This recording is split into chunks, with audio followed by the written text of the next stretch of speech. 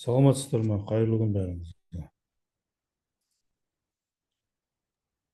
Саламатсыз ба? Басталды ма? Мен кеш қалдым ба? Жоқ, қалғандарын күтіп отырмыз. Жақсы.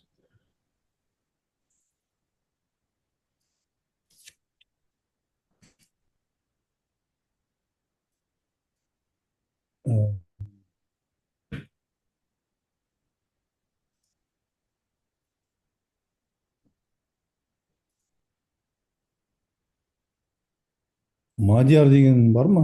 Кісі қосылды ма? Жоқ, ол кісі көріп тұрған жоқ. Жақсы.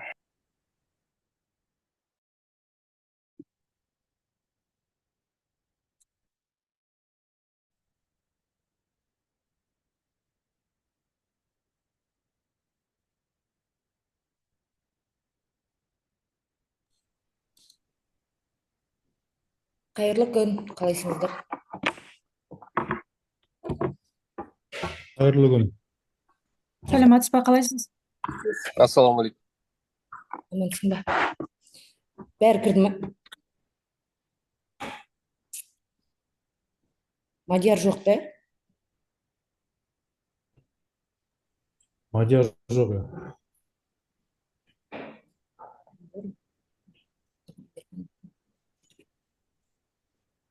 9 адам отыр екен, негізі общінші бізде.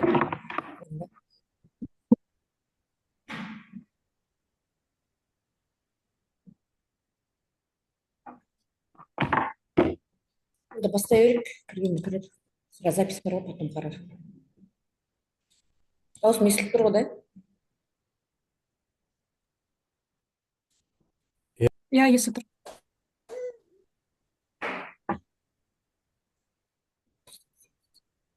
Шортқа кірдіңіздер ме? Үлгермей қалдыңдар ма? Иә, мен кірген жоқ. Үлгермедім. Мен кірдім кішкене ортасынан. Мен шортқа кіріп, жауып тастап қайтадан кірдім. Түсінем ба? Жоқ, мен...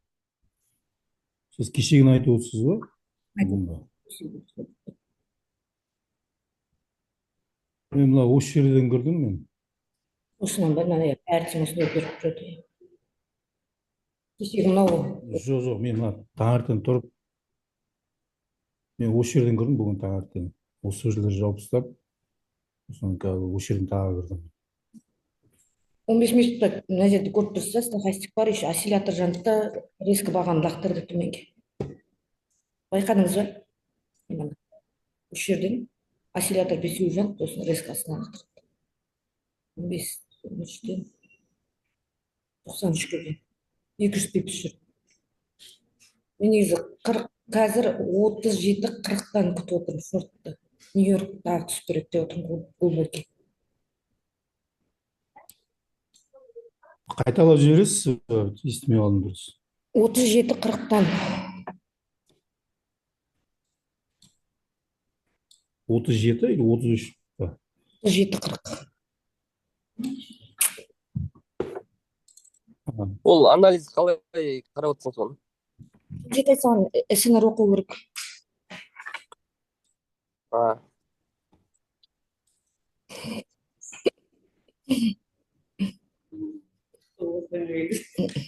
Ақтауға оффлайнға кел, оффлайнға.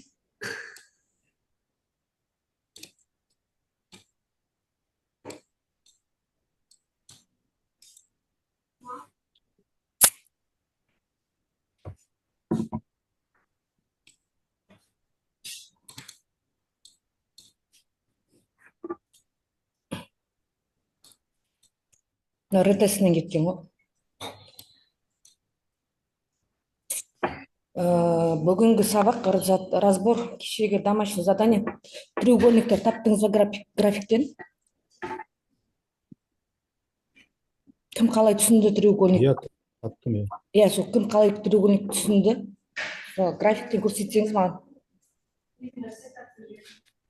Потом кешегі разгон бойынша қалай кіреміз, қалай жабамыз деген сұрақ болса егер, кеше мен 44-те шорт дедім ғой.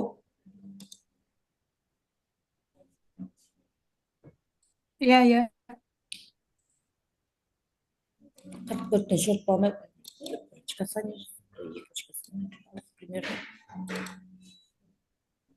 Пробой мына жер тұқтай РТС қой, 5 минуттықта. Потом осыдан былай алып кетесіз. Осы жерден шығып кетесіз сделкадан. Түсінікті ма? Тейк.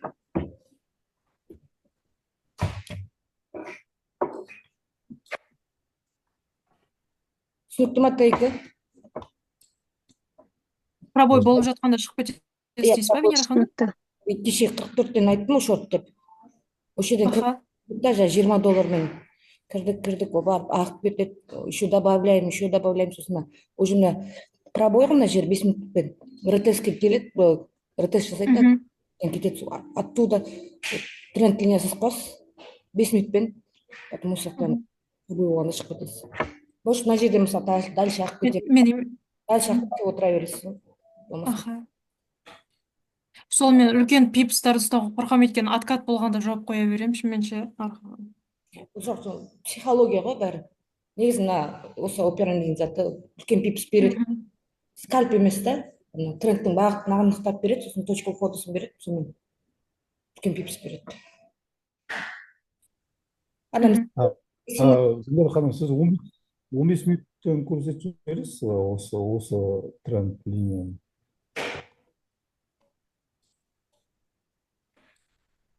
Aa. 15 минут, 5 минуттық таймфрейммен 3 бұрыш жазды, треугольник жасап тұр.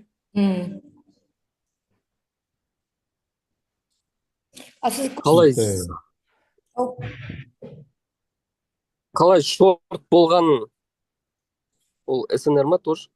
Неше шортқа кеткен ма? Иә. Стахастик бар ғой, бірінші динамик принт. Иә. Динамик принт бағытын анықтап берді бізге. Шорт екенін. Графиктен көрсетіп жүрмін соны.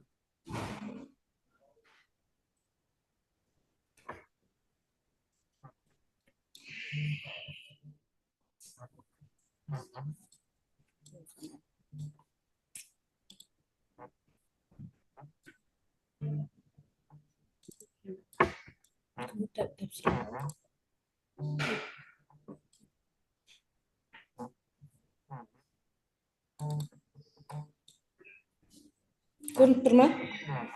Бір касание, екі касание. Сабақты өтті. Потом стахастикпен.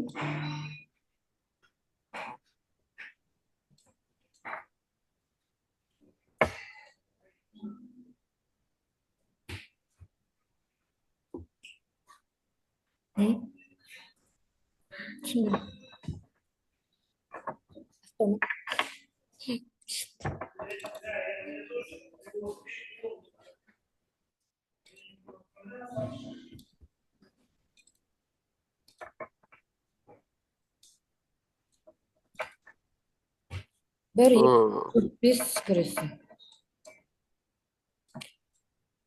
Сосын қай жерде бар?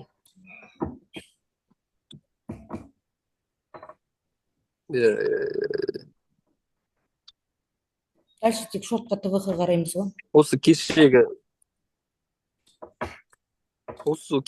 шорт қодан ғой, сіз ғаныңыз? Иә, кешегі шорт қой.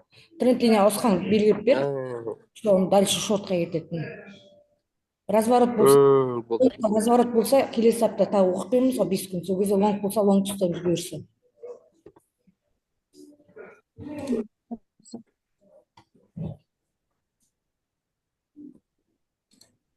Кім көрсетеді, Кенжетай көрсетесің ба?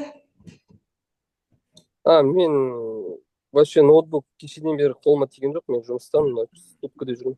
Бекболат мырза көрсетесіз ба? Мен сізге жіберген сияқты едім. Иә, қайсы?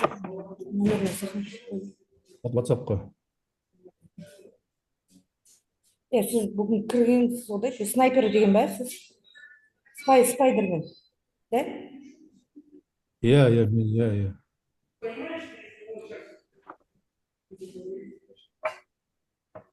Соңғысында стахастик теп-тегіс болып тұр асты да. Өсіп тұру керек қой, егер шорт болса. Стахастик теп-тегіс қылып сызып қойыпсыз. Ровно одна линия болып тұр.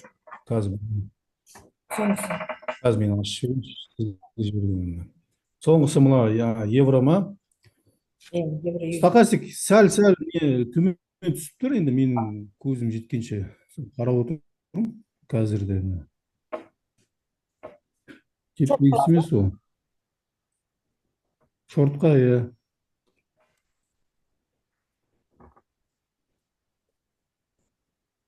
Мына жерден берген туысы.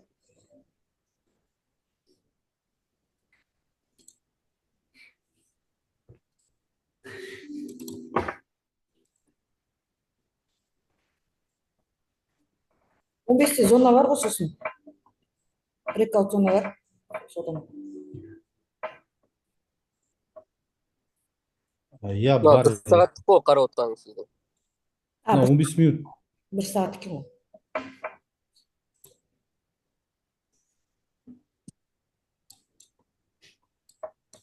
Он 15 минут қазір көрсетті.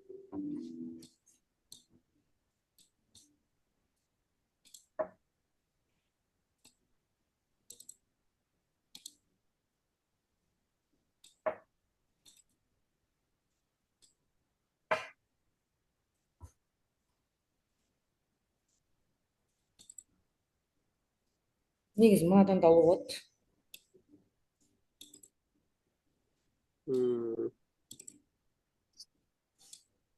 Венера Бір ханым, мына сіз айтып отқан кешіресіз, 37-40 дедіңіз ғой жаңа. Сіз мына жерде айтып, осы жерде айтып отырсыз ба? Осы зона.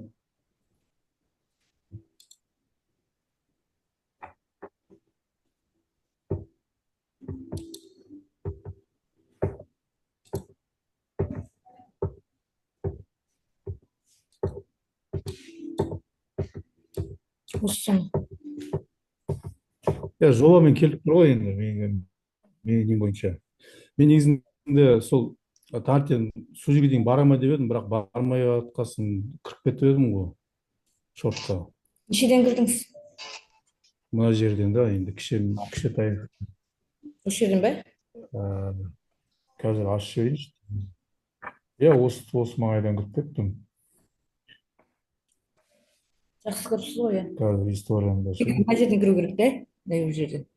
Сәл пробой болғаннан соң. 33-17-ден кіріппін мен.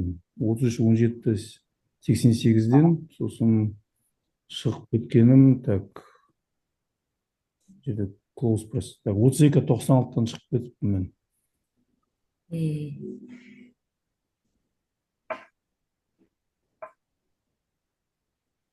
Нормально. Менде осы мына зонаға келеді деп отырдым таңертеңнен бері. Қазірде енді келсе келеді, келмесе келмейді. Бірақ мен шорт жасап жібердім, стоп-лосс осы жерге қойдым. Көреміз енді. Риск менеджмент бойынша өзіме нормально кетіп тұр. Болды. Сделкада сол қазір, да? Шортқа кірдіңіз 15-тен. Иә, шортқа кірдім. Иә, стопқа сол. 200 пип жүрген ғой, жауап жасамадыңыз. Дальше ағат бөліңіз. Негізі дальше кетеді бұл. Кешке кетем екен.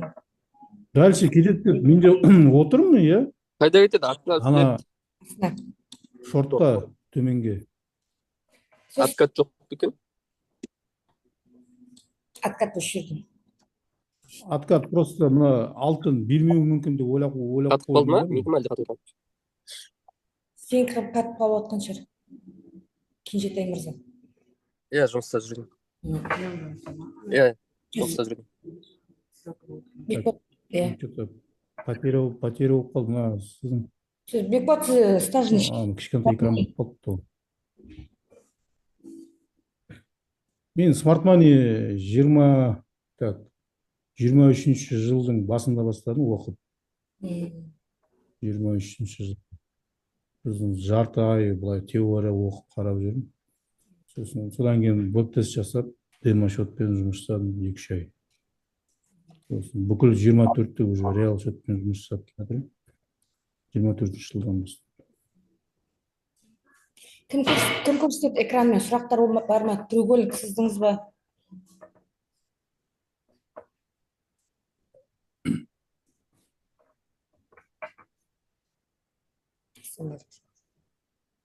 Мен сызған жоқпын, жұмыстамын кешеден бері.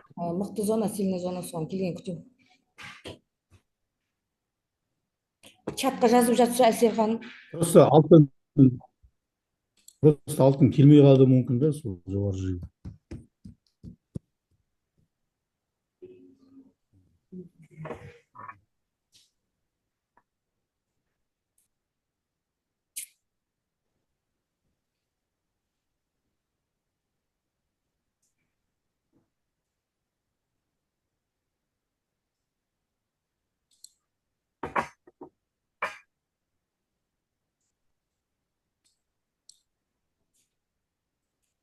СНР бойынша ғана зона. Мадияр мырза, саламатсыз ба, кіріпсіз ғой? Қалайсыз? Саламатсыз ба? Я кірдім қазір. Енді үлгердім, меніңше.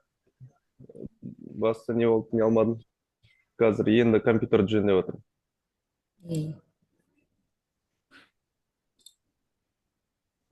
Мына стахастик бойынша да, Иә. мына астында стахастик тұр ғой, графигі. Иә. Қарасаңшы. Мына міне үздіксіздіктер бар ғой. Мынау. Иә. Оған дым влиять етпейді, ода қарамаймыз ғой да. Жоқ.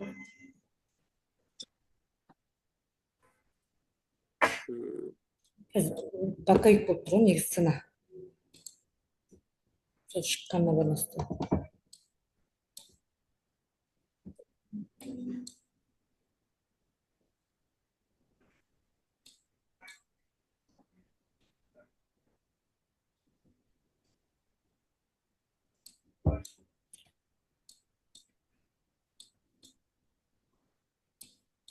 Треугольник сызып көрсетесіз бе?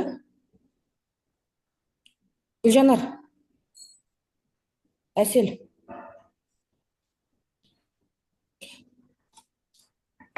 Треугольникті Венера ханым бүгін жіберетін шығармын сізге, кеше қолы тимеді сол.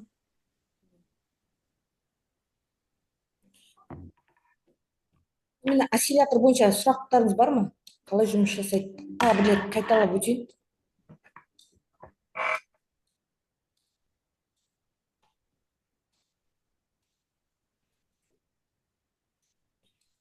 Рынокта былай ғой, движение. Венера ханым, сол стахастик, осциллятор бойынша мен негізі мына дивергенцияны көрген кезде, вот именно қай шкаласында 5-ші дедіңіз ғой, кейде сол 5-те наоборот, мысалы үшін откат беріп, шорт болатын болса, жоғары шығып кетеді. Сол жерлер кішкене түсініксіздеу болып тұр да, или біз оны күтеміз ба немен, доливкамен? Доливкамен күтеміз. Мысалы, иногда рынок былай әсер береді, көрсетейін. Өзім практикам бойынша да.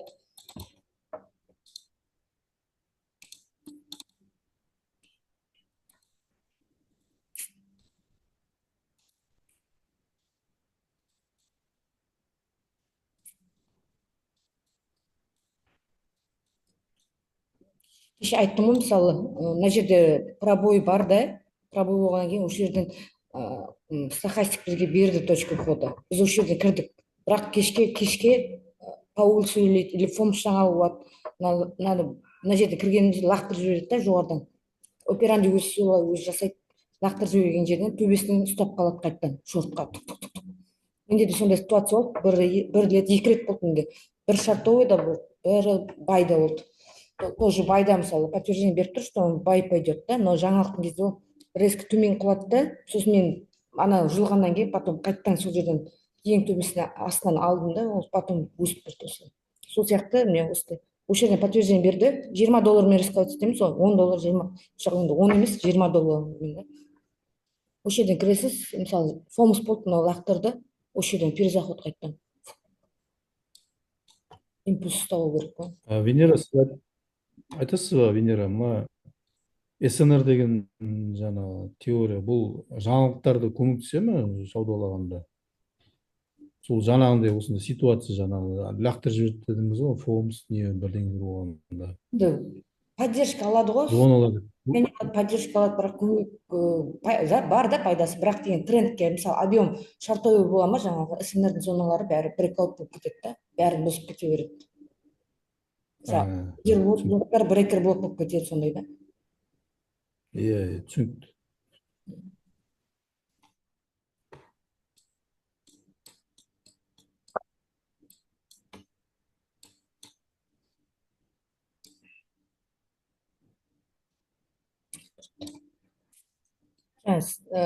Стратегия бойынша тағы да айтып кетейін. Gold volume, золотой объем қалай жұмыс жасайтын. Мысалы бізде рынокта движение болады да, бай движение болады, өсіп жатыр дейді да. Ол остановка жасап, осы жерден треугольник создавать етеді. Былай да, астынан поддержка, үстінен сопротивление алып, сосын мына жақтан пробой болады. Осы жерде бізде как раз мысалы бір тренд линия, екінші тренд линияда осы жерден пробой алады да, екеуі совмещает, короче. Потом откат береді, откат бергенде жаңа стахастикпен, жаңа осциллятормен подтверждение қарап, осы жерден шорт кіресіз.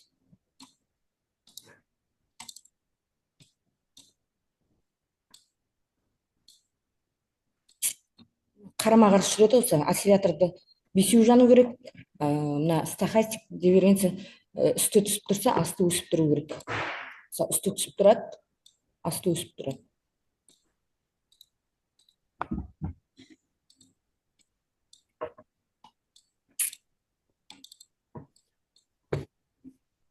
Мына қазіргі график бір сағаттықта Helder Shoulder'ын жасап тұрған сияқты, негізі. Иә. Негізі Helder Shoulder болып тұр ғой, былайша айтқанда.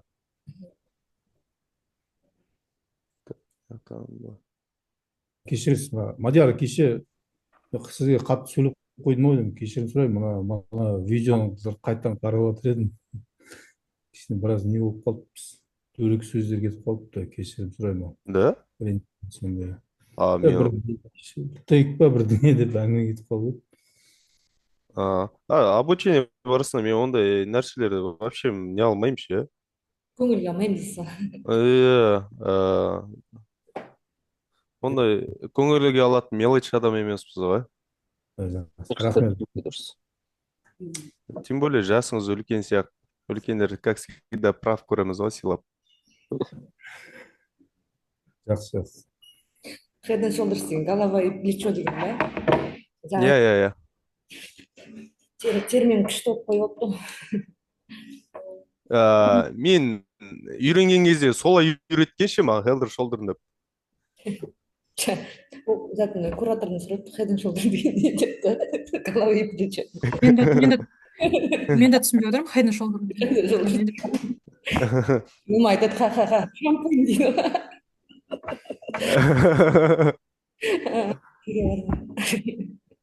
Графикте H деген сияқты создавать ете ма буква? Жоқ, мына екі иығы бас. Жоқ, иық, бас, иық, да? Яғни... Былай ғой не? Голова, иық. Так, да? Немесе тау дейсіз сақты, тауады. Ақтау деп ақтау.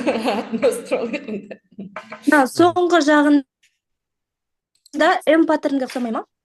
Саламатсыздар ма? Жоқ, саламатсыз. Саламатсыз ба? Екеуін точкасын қоссаңызшы.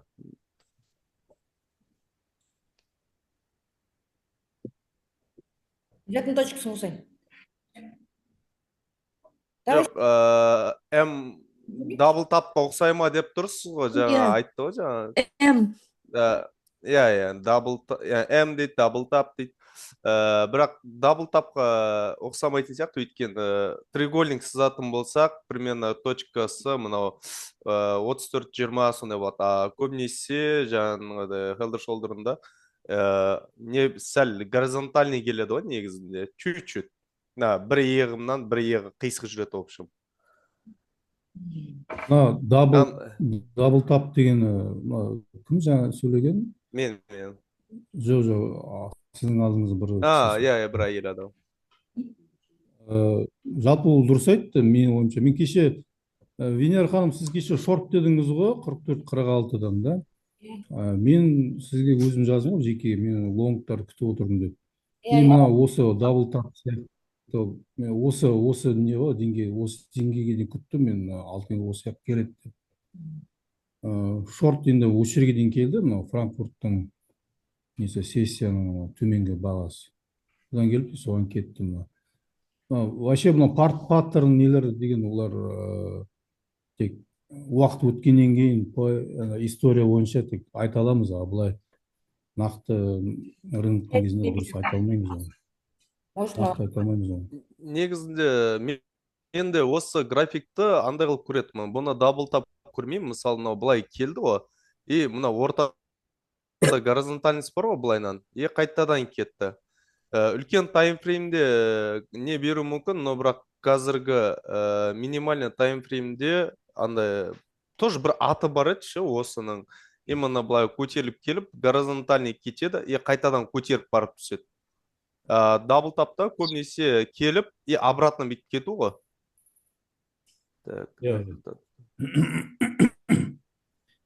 Дабл тап дегенде не ғой, ол міне қазір баға осы жерде тұр ма, дабл таптан сызып отыр ғой осы жерден. Үшінші рет мына жерге келеді де, осы жерден біз шорт жасаймыз деген ғой.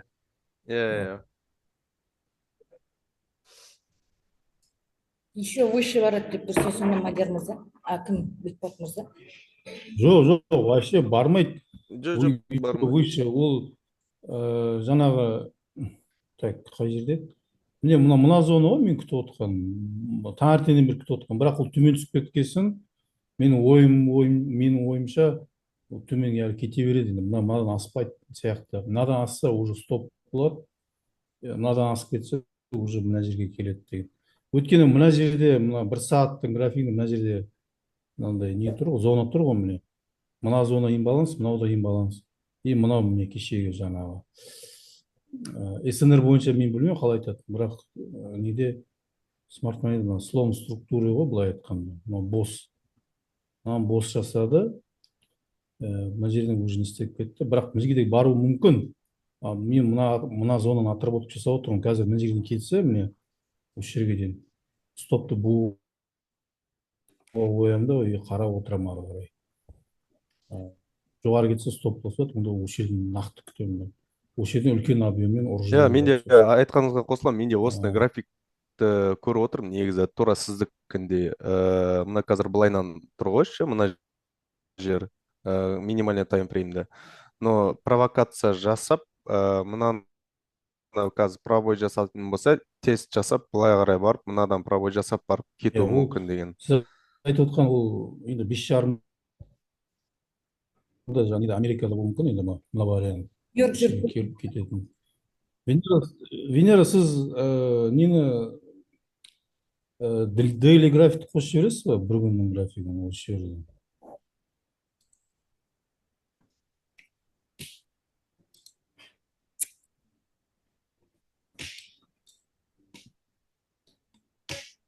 Кішкене тағы.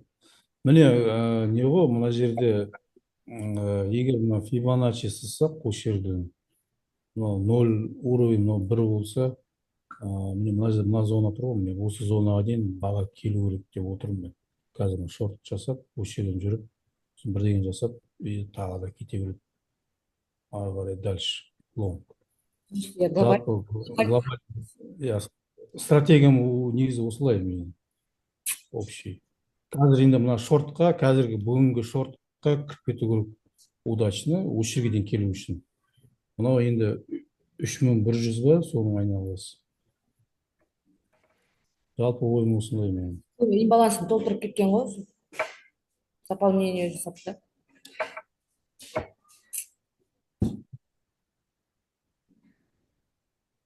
Кешкен жаңалықта жоқ екен, еще бүгін ешқандай да. Мен түсе бермесе.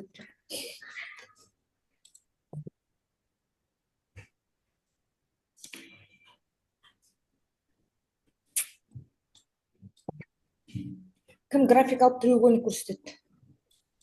Сұрақтармен.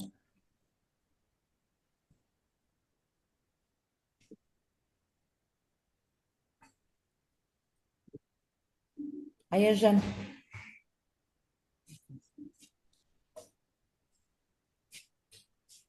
Бәрі жүрмесе. Көрінді ма? Мен қазір баламмен отыр едім да, көрсете алмаймын. Шулап отырмыз. Көрінді ма менде? Көрінді, иә. Иә, көрінді Майя мырза. Менде мынандай болып тұр.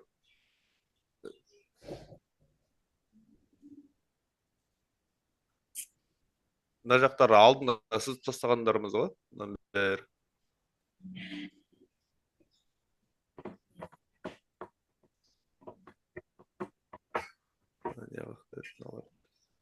Сәл өшіріп тұрайыншы.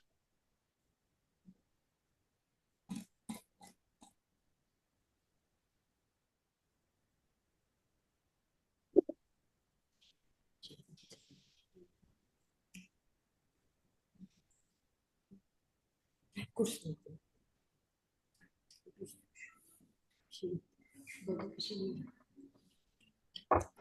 Мына айтпақшы, мен мына лонгтың несін ше, индикаторын дұрыс түсінбеген екен менше. Кеше что-то сәл лонг көргендей болдым, бірақ что-то таба алмадым. Мынау.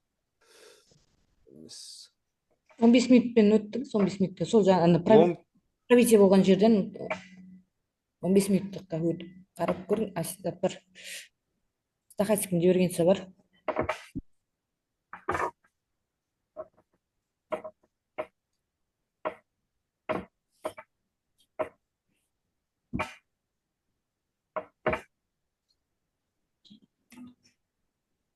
Лонгты сол қалай сызады? Мына жерде. Қай жерінде? Мынада былай шортқа кетіп тұр да. Сен өзеннен алып тұрғанда. Мен туған жерім. Лонг қарайтын болсақ, астынан емес, үстінен қараймыз, мына линияның. Астынан қараймыз. Шорт қарайтын болса, үстінен қараймыз. Тоже астынан қараймыз. Шорттан болса, үстінен. Шортты мына үстінен сызамыз. Лонгты астынан. Асты түсіп тұр. Лонгты бұла астынан. Асты түсіп тұр, қарама қарсы. Сосын үсті. Шорт болатын болса, мына бұлайнан да, асты жақтан. Жоқ. Лонг болса астынан. Шорт болса үстінен. Шорт болса, мына үстінен қараймыз да. Бұлайнан. Сол менде. Ол кім? Настройкасын. Ал? Қайсық настройкасын 5-3-3 деп қойып ал деймін. Міне, қазір.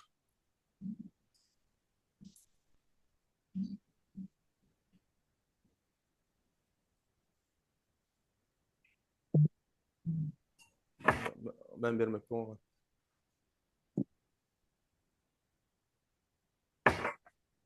Астынан қарасақ лонгтан, үстінен қарасақ шорттан.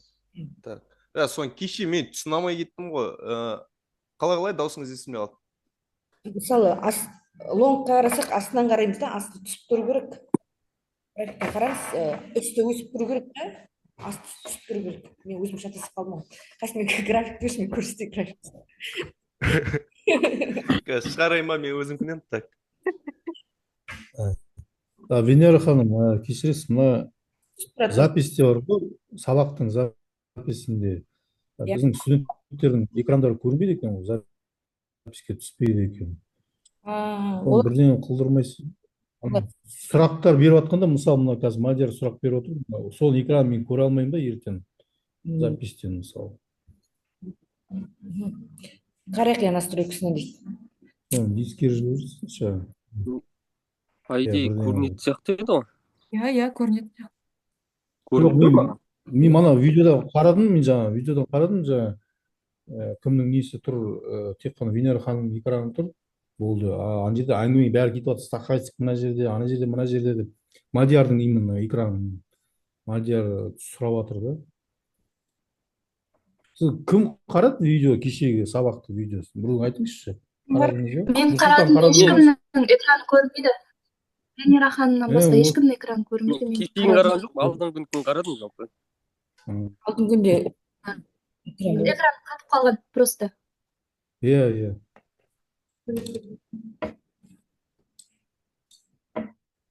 Оған доступ біз өзіміз беруіміз керек емес пе Жоқ, негізі? мына бірінші сабақты көрінген сияқты еді студенттердің Көрінді экранында. бірінші сабақтық. бірінші сабақ көріп екіншісі көрінбеді ма? Екіншісі көрінбеді.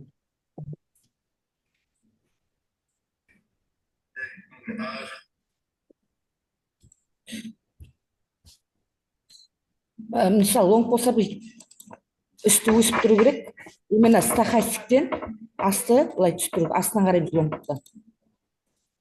Экран менде шығып тұрған жоқ, экран. Менде қазір Атлас деген түсіп тұр менде. Кімдікі көрініп тұр, Атлас деген? Менде көрініп. Бәріңізде сол көрініп тұр. Жоқ, мен көріп тұрмын Венера ханымның несін, окносын. Бізге көрініп тұрған Онда сен кіріп тұрсың ғой, походу, мына затқа, зумға. Иә. Сен шығып кеттің, сосын бәрімізге көрінетін болады. Шығып кетуге қайтадан кіру керек па? Жоқ, видео остановка шығар просто. жоқ. Остановить совместное использование ме жаңағы? Олай жерде ол. Жоқ, кім соңғы қосылды, сол кісі шығу керек ау. Иә, сол жоғары жағында, үстіңгі жағында X тосып қойып қой. Оң жақта. Міне түсіндім, иә. Мына жерде екі-үш адамның несі тұр екен ғой. Мен таба алмай жатырмын. Қай жерде ол? Жоғарыда. Zoom сізде не ма? Қолданба программа ма сізде, әлде веб-браузермен қарап отырсыз? Веб-браузермен қарап отырмын. Отдельно сабақ өткізіп.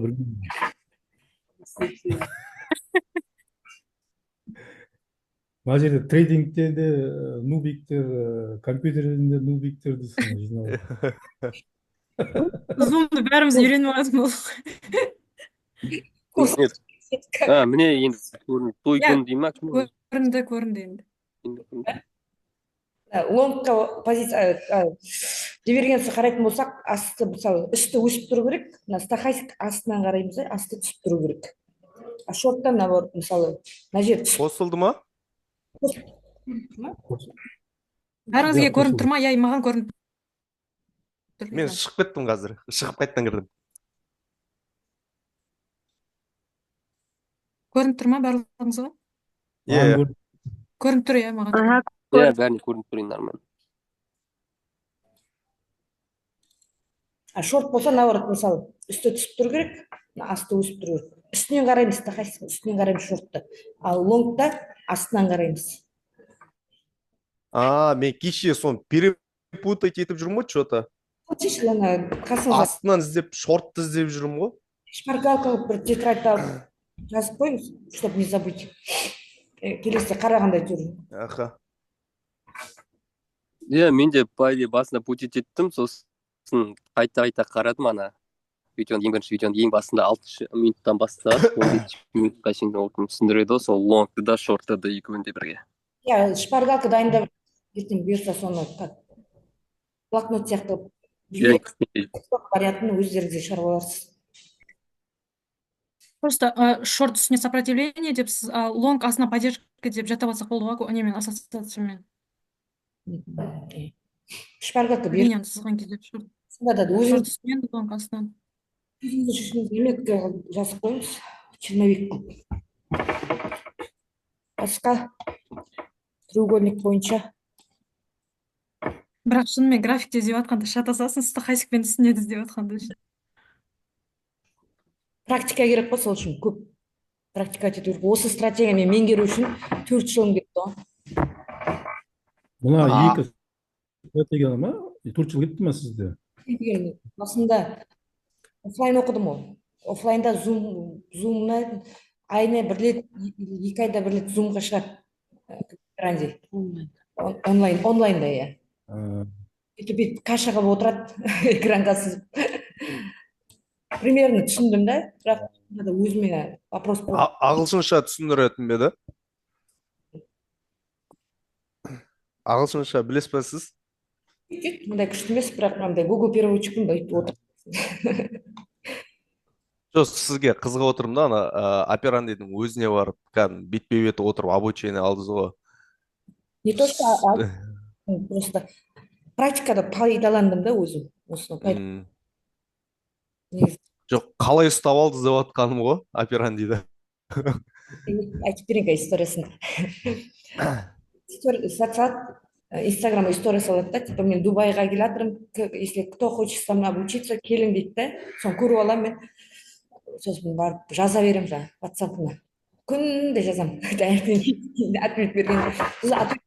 Ответ беріп, $1,500 деді. Сонымен сразу счетын алып, переводпен жібердім. Сосын жазып жібердім, мен типа осындай числоға деп та.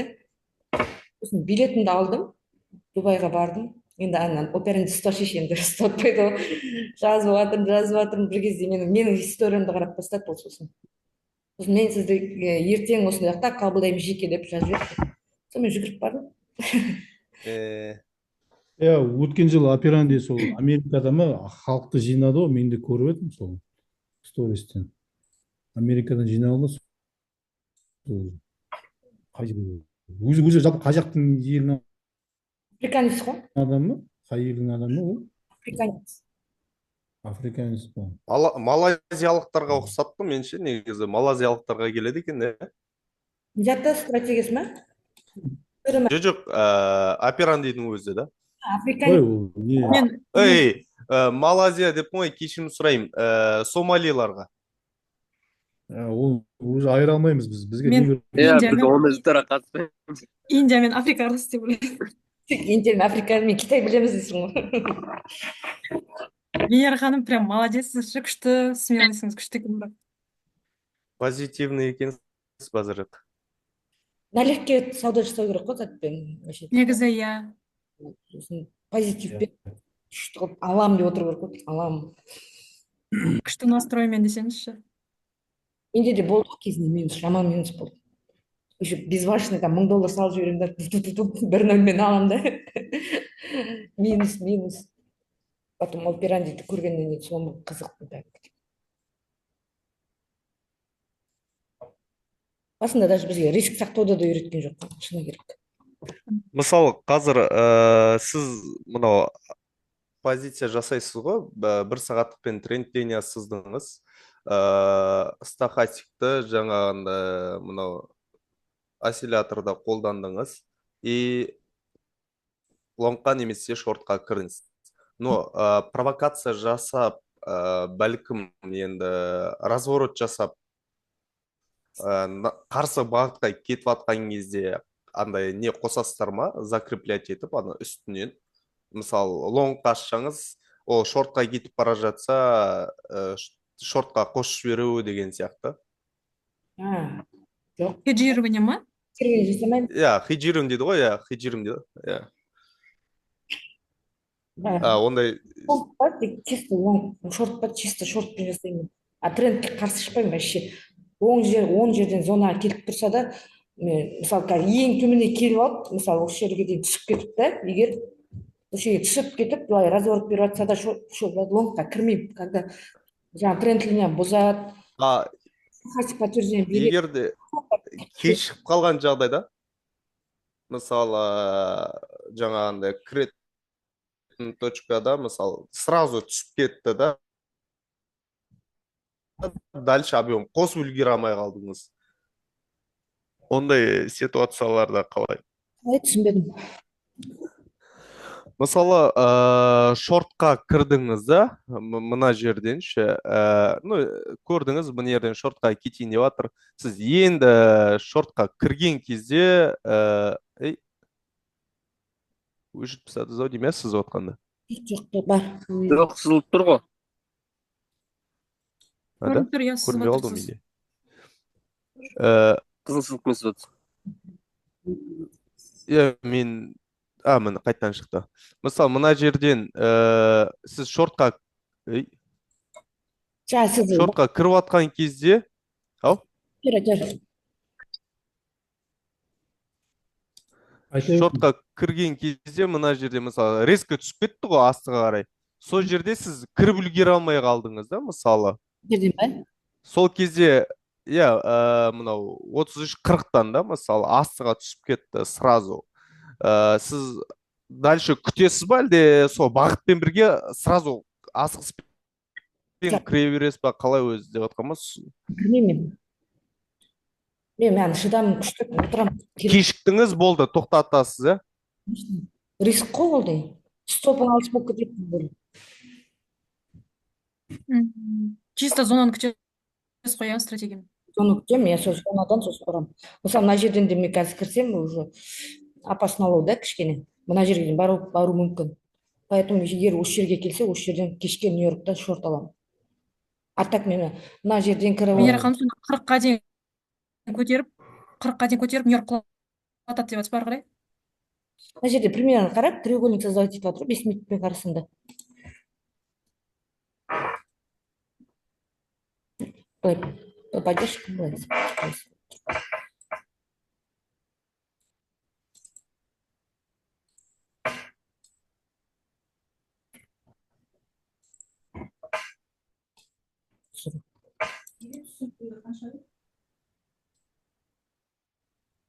Осының ортасынан бағы қысылады.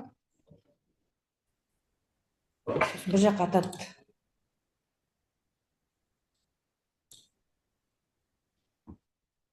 Көрініп тұр ма? Может, былай атады. Кішкентай таймфреймдегі азғантай пип жүріп береді де.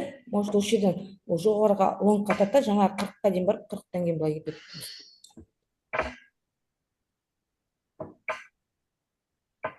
Бір сағаттық треугольниктер кішкене үлкен жүріс береді, мына кішкентай 5 минут. Треугольникті 15 минут.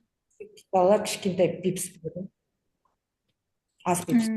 15 минутпен сызамыз, иә, треугольникті? Негізі бір сағат объем бойынша. А мына жерде просто 15 минуттық тұр да, қысылады бағы. Қысылып, жаққа ұрады. Менде кеше сұрайын дедім, ұмытып кеттім, бір сұрағым бар еді. ТБХ тейк түсінікті. Стопты сіз қалай қоясыз? Менде сол сұрақ болып тұр менде. Кіргенде стопты қалай қоясыз? По вкусу ма, әлде СНР бойынша ма, қалай? Бізде мысалы қазір мен сигнал каналым бар ғой. 37-40 шорт деп береміз да, деп береміз. Объемды пайдаланамыз. 37-40 дейміз да, сосын стоп $3-4 береміз ғой. А былай өзім деген 20, менде айтамын, менде стоп жоқ, менде только слив. Азғантай депозит беріп саған. Кеше оффлайнда. Азғанда депозит боласың сіз. Солай қорқып дедім, мен сұрайсыз, стоп неше дейді, мен слив деймін.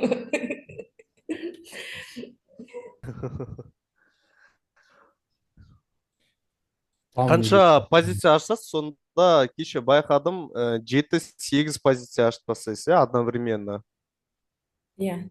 Өскен сайын алам дедім ғой. Мен мысалы кеше мына жерден уже алып бастадым да.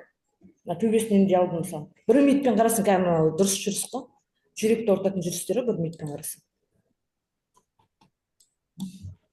Жоқ, соны үстіне қосып атқаны қалай определяция етесіз деп атқан ғой, например,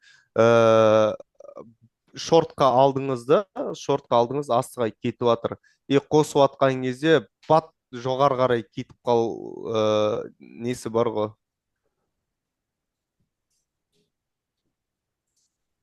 Менікі әлі тұр ма? Қызыл. Иә, сіз кетіп тұрсаңыз. Кетір алмай жатыр, менде интернет тупить етіп жатыр ма, что-то. Жоқ, ана жерде. Жоқ, басып жатырмын X-ті. Жоқ, X емес, ана clear деген не тұрады, ана мусор шелектің. Иә. Басыңыз. Басып жатыр. Кетті. Кетті енді. Бәсе осын таба алмай жатырмын ғой.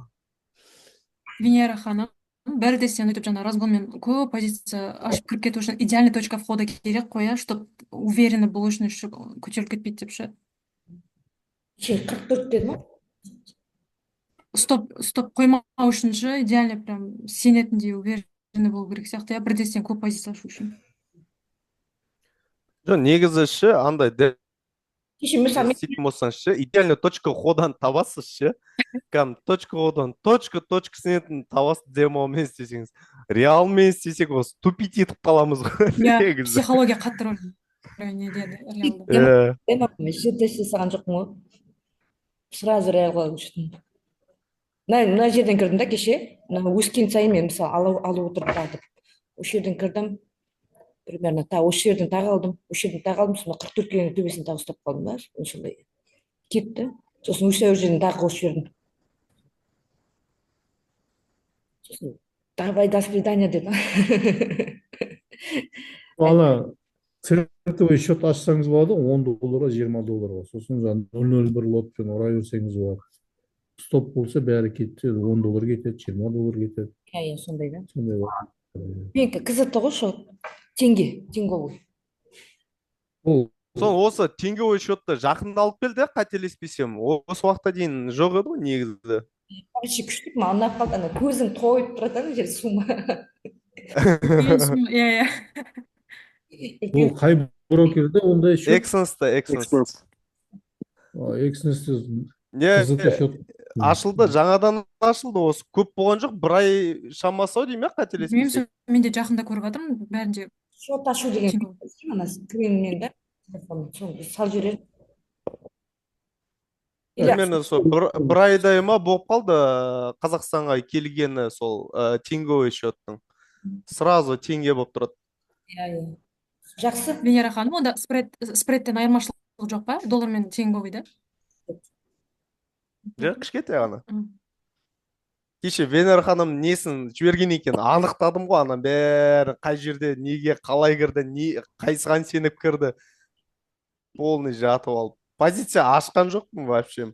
Демомен істеп отырып қой, но бірақ полный анализ жасап шықтым ше, четко кіріпсіз, бірақ әдемі. Венера ханым скрин жіберіп жатқанда еще мәз болып отырмыз ғой.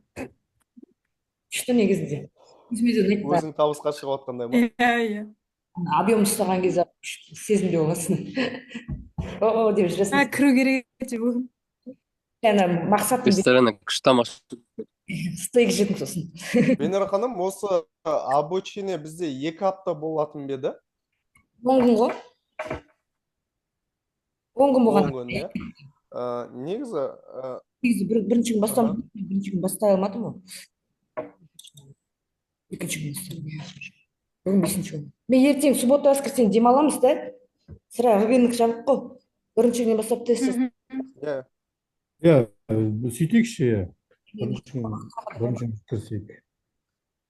Мына жерде Астанадан ешкім жоқ па? Мен бармын. Кетемін. Жөн мен өзіміз кездесіп бір лайф трейдинг өзіміз білгендерімізбен бөліссек деп айтайын деп едім да. Бірге ма? Мен барам ертең демалысқа. Жолығайық, иә? Білмеймін, өз құрдастарым бар кездесетін. Әсел ханым бар екен Астанада.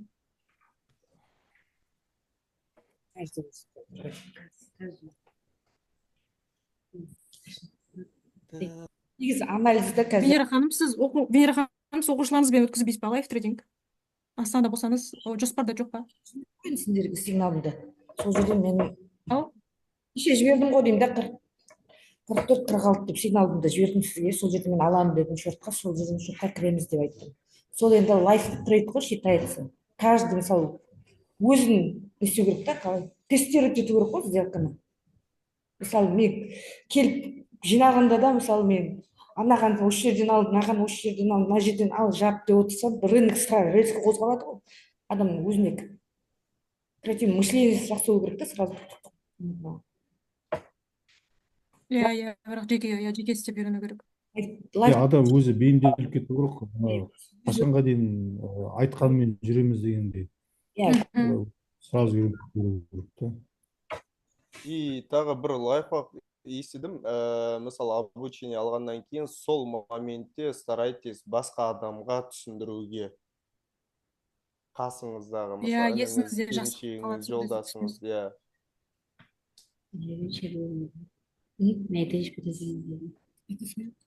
Не, стратегия осы ғана ма? Кімнің?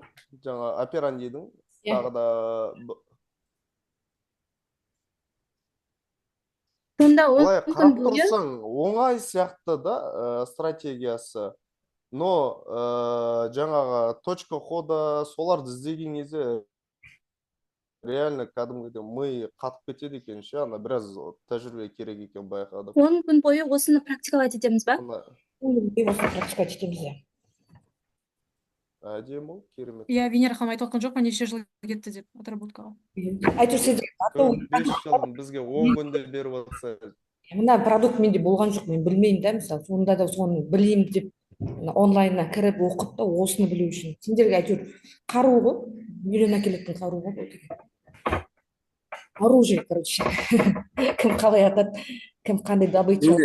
менде мынандай менде мынандай проблема болады кеше алдымен үйренгенде сабақ басталғандан да Вроде бәрі түсінікті, бірақ практикаға келгенде тупик кетіп қалды. уже лонг или шорт қарап тауып аламыз. Иә, лонг или шорт тауып аламыз тақачтан. Иә. И ана жақта уже тренд линия бар ғой 1 сағаттықпен. Соны бұзды ма, бұзбады ма, сол қалай сызылады, былай да сызылға болады, былай да сызылға болады деген уже менде сұрақ кетіп қалды да, көп сұрақ кетіп қалды. Мысалы, мынаны сыздыңыз ғой, мысалы. Мына сызықты мен мысалы былай да алып кетуіме болады ғой деп та, типа, мен содан қарайын ба, қалай деп. Енді импульс коррекция ғой. Импульс коррекция. Қайтын аласың. Мына жақта коррекция бар ғой мен астыңғы жағында да. Қайсы нома? Иә. Енді кеше мысалы мен мына жерден шортқа кіргенде мен мына білмеймін ғой, мына коррекция болатын. Поэтому Иә. Потом осы жерден сделка жасасын. Соңғы мына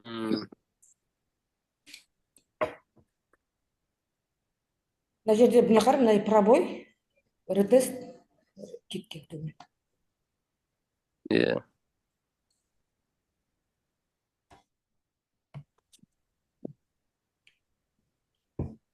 Тағы кімде қандай сұрақ треугольник бойынша?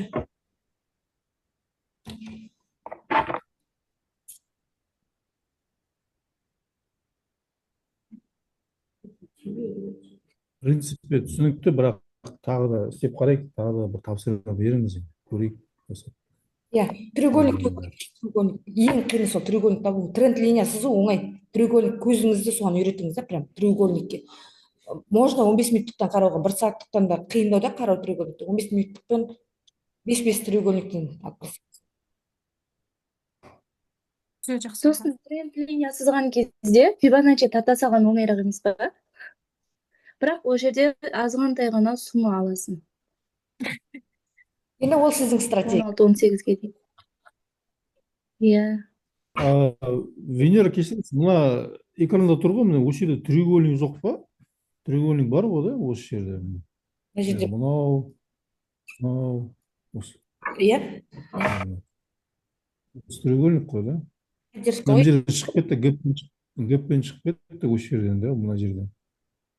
Откат бермей қалды енді, басты сосын. Осы. Сол гэпті жаппады да? Гэпті бүгін жабат шығар енді. Жапты бүгін. Жаптым уже. 89-ға дейін барған жоқ та? 99. 90. Жабылып тұрған сияқты. Жабылыпты ғой, иә. Иә, жабылып тұр. Жапты.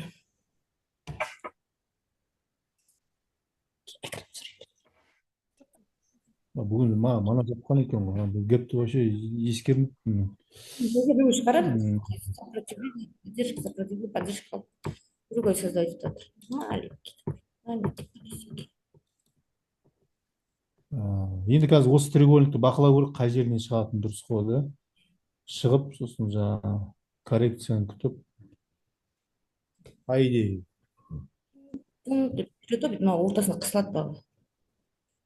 Бір жаққа пробой, ретест. Жаңа мына 40 неше? Мына енді 15 минуттықтың треугольнигі ғой. мынадан аспайды ғой. Иә.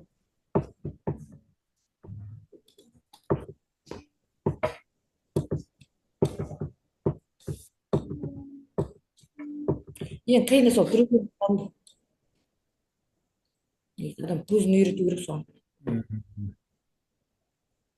Үй жұмысы треугольник табу, сосын дивергенция іздеу ма? Иә, сосын демосчетпен қазір 40-қа келсе разгонға жасап. 37 40. Может, $20 ма өздерің білмеймін. Риск на свой. На ваше усмотрение. Демомен қолдарын үйретіп алып ешқайсында. Бірақ Демоға көшіп алдым мен. Метабесте демоға көшіп алдым, мен осылар тест жасау өзім жаттықтыру үшін. практика жасау керек, практика.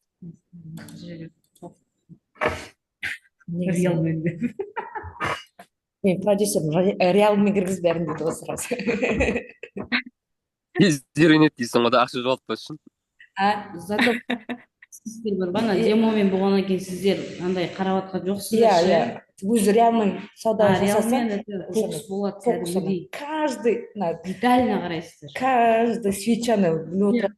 Нешеуінде бар, нешеуінде бар. Потому что сен ақшаңда уже жатқан. Иә. Онда кеше ешкім шортқа кірген жоқ қой, сонда мына группадағылар. Ешкім кірмеген сияқты ғой. Мен кірдім, бірақ 001 счет лотпен. Білмеймін, көп ұстай алған жоқпын, шығып кеттім. $5 движениеде шығып кеттім, Классика десеңші, $5. Негізі мен кезінде жақсы істеп жатқан едім осы трейдингті. Одан кейін білмеймін, ана жұлдыз ауруы дей ма, қалай өзі трейдингте. Лудомания. Ау? Лудомания дейді, лудомания. Иә, сондайға ұшырадым да, сонымен слип болып кетті ғой бәрі. Сол қазір примерно біраз уақыт болды, ортаға не салдым да, қайтадан қазір жасап жатқам. И то оны да сразу обучениемен сөйтіп істеп жатқаныма. Сіз бұрынғы жасаған слифтің счеттың несі қалды ма? Историясы, тарихы қалды ма счет? Депозит. Freedom мен жасағам, Freedom финанс бар ғой. Ол кезде голдта емес, кәдімгі обычно акция сондайда кәдімгідей шыны керек. Так, сіздерге өтірік өзім бір 45 миллион теңге басына су құйдым. Кәдімгідей солай қарызға кіріп кетті, батыр жестко не қылдым. Үйімді сатқанмын, өзім өз қолыммен салған үйімді саттып, сояқа слип жасадым ғой. Freedomның маржасы, мынау комиссиясының кесірінен. Жоқ, ол Freedomның кесірінен емес қой, ол өзіңіз.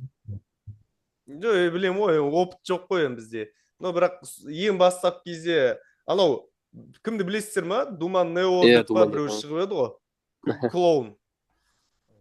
Содан алып соның буымен ұрып жібергенбіз ғой, сала бер деп. Сонымен қарызға кіріп кеттім трейдинг. Сонымен тастадым да, сонымен қайтадан бастадым ғой қазір. Но Аллаға шүкір, голдта қазір стратегияларда жақсы үйреніп отыр ғой енді. Иә, лудомания ғой, мен айтқан дәл болды. Азарт па? Азарт. Анау, биномо деген бар еді ғой? Иә. Биномода 4-5 аккаунт ашып, бәрін банға жібереді мен. Биномода жақсы істейтін едім. Бұл стратегияда қараңыз, ондай ойын форматында қолданбаймыз, ондай ойын форматында көрмейміз. Бұл стратегия, біз стратегиялармен салыстырып көрдік та до этого рыноктарға. И самый объемный, который волюм дегені, ең топ стратегия, который объеммен ұстайтын. Но практика өте қатты керек. Мысалы, Венера ханым сразу біледі уже линияның қаяқта екенін, треугольник қай жерден создавать етіледі, көз үйреніп қалған. Сіздер де сол үшін практиковать ету керексіздер. 2 күн демалыс беріледі, полный сабақтарды қарауға, понедельниктен бастап демо деген нәрсе жоқ, реалмен аз суммамен кіреміз. Потому что бізге келіп бәрін көріп жатырық, бәрі демада жүр. Демада бәрі миллионер, бәріміз баймыз ол жерде ше. Но реалда ешкім күш ұстап жатқан жоқ. А бізге реалмен жасағандарыңыз керек.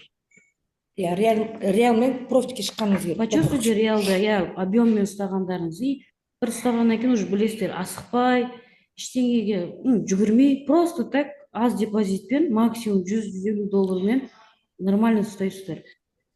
Енді сендердің алдарыңызда тоже онлайн группа болды, олар уже алып кетті да осыны. Солар жасап отыр жақсы. Иә, үлкен пипстар ұстап отыр, олар асықпай. Бір жыл бойы минусымнан шығып жатыр дейді ғой енді. Так, что? Тест, практика.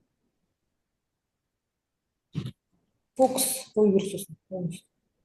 Алда қапты, чисто. Венера ханым, Тау, бір ең үлкен ұстаған тейкіңіз қанша уақыт сіздің? мен Қанша күн ұстадыңыз немесе? 6.000 ма? екі күн ұстадым. Естілмей қалды. 2 күн ұстадым. 2 күн. Түнде аштым. Кешке қарата движение берді. Сосын ұйықтап қалдым. Сосын таңертең тұрсам нормально болып тұр. Сосын тағы да қосып жібердім. Обедке жақын шығып кеттім. Сіз $100 істейтін сияқтысыз, иә, 50 мыңмен? $200. Жалпы $150. Максимум сол $150. 200. Негізі сол риск сақтау керек, мысалы. Жоғалта алатын сумманы салу керек та, уже мен мысалы $500 салсам, уже мен болмайды да ондай. Иә, психологически ауырып кетеді ғой. болады, ол миллионер да, ол $500 спокойно рисковать етіп салады. А бізде өзімізде рискіміз болу керек. Сіз акционер зоналарды трейдинг вьюмен сыза бересіз, иә? Иә. Мен осыдан алдын обучение алған ғой, айс маркетте ғана сызуға болады, қалғандарында дұрыс көрсетпейді дегенге. Оған қалай қарайсыз? Білмеймін, мен осы бастағалы осымен операндидікті дәл осындай менікіндей экран. Бұл жерде график емес, сенің уже білім мен тәжірибе керек болып тұр ғой, практика.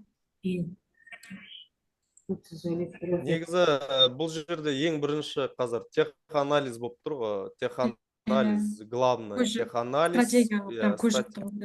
Теханализ, одан кейін барып не болып тұр ғой жаңаған.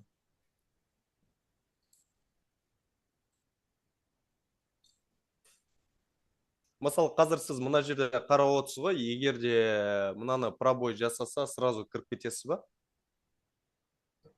Да, 15 минуттық қой, негізінде 15 минуттық треугольник қатты көп пипс бермейді да, негізі. Кірмеймін мен, зонаға келеді ғой, егер 37-40-қа келсе, сол кезде кірем. Полный кіріп кетем. Торт прогрессің ғой, да?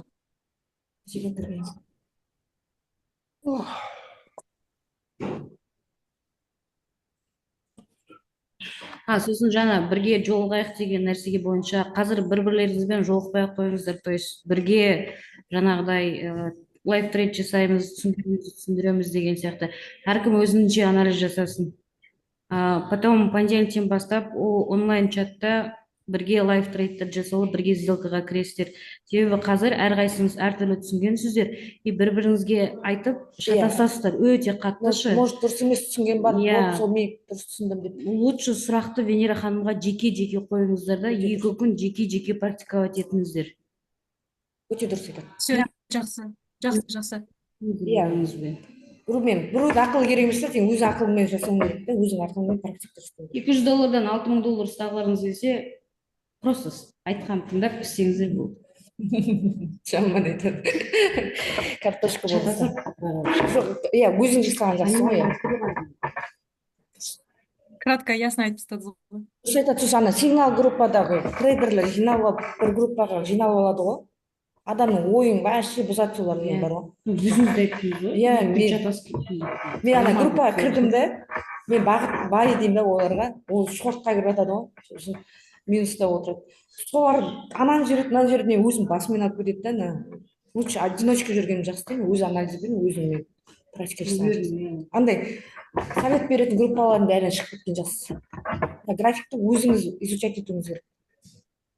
Жүрістің, тұрысын. Рынокпен бірге бір шықсаңыздаршы, болды. Один. Иә. Мен шығып кеттім сіз группалардан. Тыңдамаңыз. Қасымда 2 көмекшім бар ғой. Сол екеуі мынау менің ойым бұзып жібереді да. Деп отырамын, сосын жынданып кетіп жібереді. Сол сияқты. Одиночка болған жақсы негізі. Венера ханым, мысалы сіз әр қалаға обучение бересіз, жаңағында адам саны жиналған кезде бересіз ба? Обучение бойынша Астана 2 қалаға қойылып қойды да, дата адамдар тіркеліп қойғаннан кейін амал жоқ өтуге тура келіп тұр. Онан кейін офлайн обучениенің бәрі алынып тасталынады да, тек қана онлайн и жеке қалады болды. Офлайн қатты энергия затратына сделкаға кіре алмай қалып отыр Венера ханым. Бізге сделкаға кіру керек. Офлайн деген не ғой вообще? Оған аренда алу керек, бүйту керек, сөйту керек. Тамақ бар, кофе брейк бар, жилье бар. Вообще не стоит деп.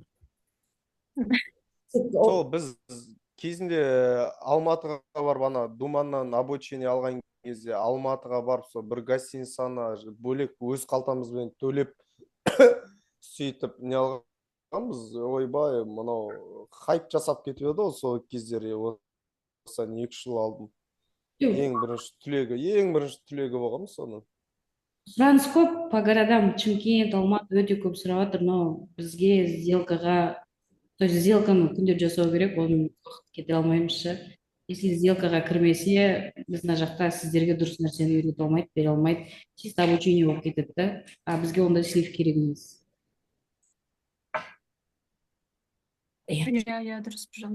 Жүреді ғой бұл стратегия. То есть онлайнда бірге бір сделка жасай алады сіздермен бірге оңайда, офлайнда каждый адамның жанына барып біз көріп жатырмық, просто қатты шаршап қалып жүр кісі. Энергия жаман. До обеда соларда отырамын офлайн. Сделканы жіберіп алып жатыр каждый нәрсені. Сол үшін, потому что минустағылар өте көп, трейдерлар өте көп келіп жатыр, минустағылар. Оларға точно нәрсені үйрету үшін, точно нәрсені беру үшін бұл кісінің өзі сделкада отыру керек. Сондықтан офлайн бізде тек қана 2 қала, онан кейін тоқтаймыз.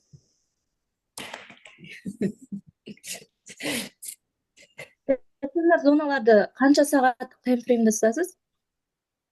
1 сағат қой? 1 сағаттық бола бере ма? Треугольник 1 сағат, сосын 15 минутты бір стохастик осциллятор. Негізі ертең бұйырса келесі онлайнда басқаша болады. СНР қосамыз, оны келеміз ба? Мынандай не буксыр береміз шпаргалка ретінде. Бізде операнди стратегиясында қолданатын инструменттер бар ғой, басқа стратегиялармен алынатындарды, главныйларды файл ретінде дайындаймыз да, шпаргалка ретінде жаңағы 1 сағаттықта не сызылады, 15 минутта не, блонг қалай кетеді, шоп қалай кетеді, линия қалай тұру керек деген сияқты. Барлығын материалын береміз. Бізге беріледі ол? Беріледі. Просто біз база бар дегенге біз шынында ойладық, сіздерде нормальный база бар деп ше. Сөйтсек әркімнің базасы Неге әртүрлі? сөйттік та, вообще бірінші не болғаннан кейін кішкене өзіміз шок болып қалдық. А так менеджерлар каждыйынан база бар ма деп сұрап алған, но өзіміздің түсінгеніміз бойынша базамыз бар да, бірақ на самом деле біздің түсінігімізде база басқа. Біз ойлап инструментті біледі, СНР-ның инструменттерін біледі. Smart Money біледі. Мына жерде бар ғой, менің экран көрініп тұр ма? Иә, көрініп тұр. Көрейінші. Мына зонадан өте алмай тұрған сияқты да. Осы зонаны болса, сіз мына жаққа барады деп айтып жатсыз, 36, 37, қайда кетіретінмін? 37, 36, 40-қа. Breakout зонаға. Мынау аудит па? Не, сосын объеммен берсеңіздер. Кім экран көрсетіп тұр? Түсінбедім жаңа вопрос. Мен. Аяжан, сіз ба? Мына жерде иә, мына зонадан өте алмай тұр да. Бұл да breakout зона. 15 пен иә 7, 14 пен 307-ден өте алмай тұр қазір. Осыдан өтсе, сіз жаңа 40-тан құлайды деп отырсыз ғой. 37 бар. Бұл СНРді қосып, сонда біз, иә, 37-40-тан. СНРді қосып, біз практикалайт ету керекпіз ба? Осы зоналарды қосып. Зоналарды СНРмен қарайсыз ғой, иә. Абио мысалы байға беріп тұрады да. СНРдің поддержка зонасын күтеміз да, сол поддержка алған жерінен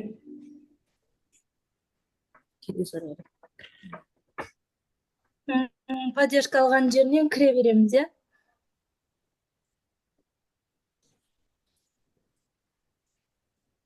Хорошо, түсінікті. Венера ханым, треугольникті 1 сағатпен сызып керек па, 15 минут па? сіздер кәдімгі домашний задание болған соң 1 сағаттықтан көру қатты қиын да, 15 минуттықтың көздеріңіз үйренді өрсін. 1 сағаттыққа шатасады. Онда 1 сағаттықпен 3-үн түсіп беріңіз, 15 минутпен 2-үн ба? Жоқ, 15 минутқа шатасыз. Міне 1 сағаттықпен сызасыз, дұрыс па? 15 минутпен сызбайсыз ғой. Пусть 1 сағат. Сразу 1 сағатпен ізде десеңіз, сонда, иә? То есть не надо шатасаться ертеңше 15 па 1 сағат па деп. Лучше қалай 1 сағат па 1 сағатқа үйренсін қазір деп болды. Басында қиын, зато үйренеді. Өйтіп Венера ханым, аямаңыз. Мына жерде қарап, 15 минуттықпен четко ғой, былай 1 сағаттықта бұл пит жатып тұрады. оңай нәрсе білдірмей. Иә, хорошо, 1 сағаттықпен сызып берің онда. 2 күніңіз бар ғой еще сендерде. Суббота, воскресенье. Аямай бере берсеңіз, үйренген өзіміз керек қой. 1 сағаттықпен треугольник 5 штук. 5 штук. Все, жақсы. Бекбатсың сделкада 30 байлы, стоп алмаған шығар да? Бұл алған жоқ па? Жоқ, әлі алған жоқ. Мен нормально отырмын. Тихым. 15-тен кіріп кеттіңіз ба? Мен мана кірдім ғой, не Лондон ашылғаннан кезде кіріп кеттім мен.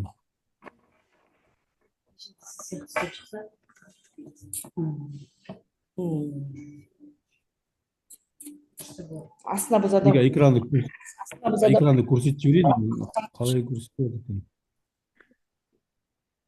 Тез қаяқта.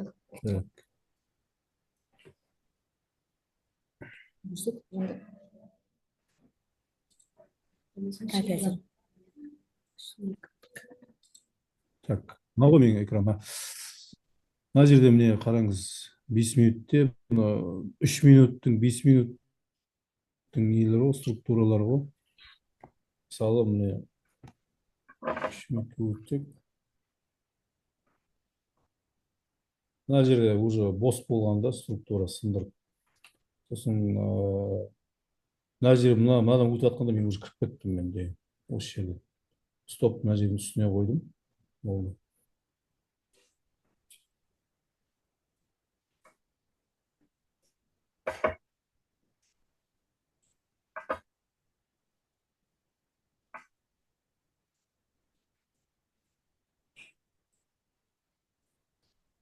Мына зона біз екеуміздің неміз жаңа бір жерден шығып жатқан осы имбаланс. Осы зонадан күттім негізі, бірақ ол жаңағы азиатский сессия бітпей жатыр, жаңа Франкфуртта кетіп қалғасын осы жерден кіріп кеттік. Сосын мына жерден шығып, мына жерден структураны бұзып жатқанда мен уже кіріп кеттім осы. Мына жерде, мына точкаға.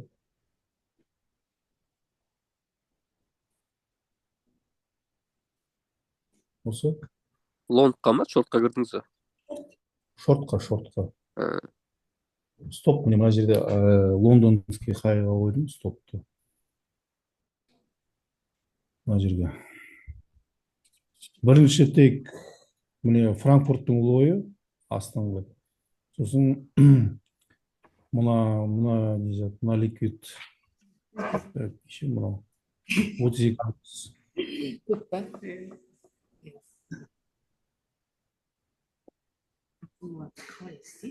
Логика осылай. Треугольник сызып, маған жібере беріңіз личкіге. Или түсінбеген жерлер болса, маған прямой голосовоймен сұрақтарыңызды қоя беріңіздер.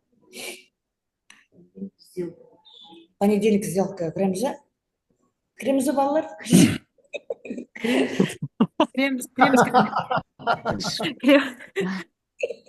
Бұйырса, Алла қаласа күшті нормальный объем берсе кіреміз бәріміз. Бүгінге объем жоқ па? Көрінбей ма пока? 37-40 шорт. А? 37-40. 37-40 шорт. Болды, хорошо, давай. Венера, ертең онда бірінші күн бастасақ, онда лайф трейдингті. Бізде Европа ашылғанда, сосын Америка ашылғанда кіреміз, 2 рет қараймыз, связьға шығып. Қалай болады? 2 рет емес. Zoom сабақ болады, сол кезде айтылады. Егер точка беріп жатса, өзім жазып жіберемін, заранее айтып жіберемін.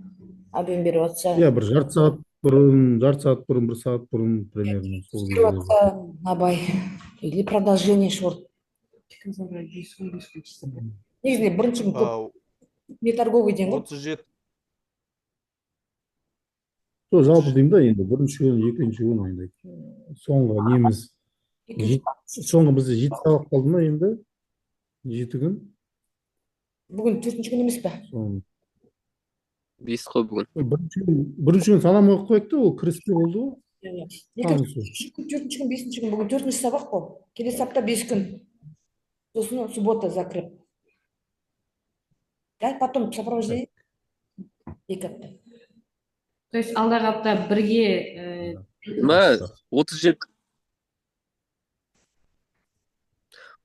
37-40 шорт болғанда тейк нешеден примерно? Бесконечных. Жаңа айттым ғой, артынан бет сызып аласың. Бұзған жер. Тренд линиямен сызасыз ғой, сосын содан қуып отырамыз ол. Бұзған Давай. сонымен шығып кетесің. Ана, қазір құрттай түседі, откаты деп отырмайсың да, сразу шығып кетесің. Сен үрнеп отырмайсың. Болды.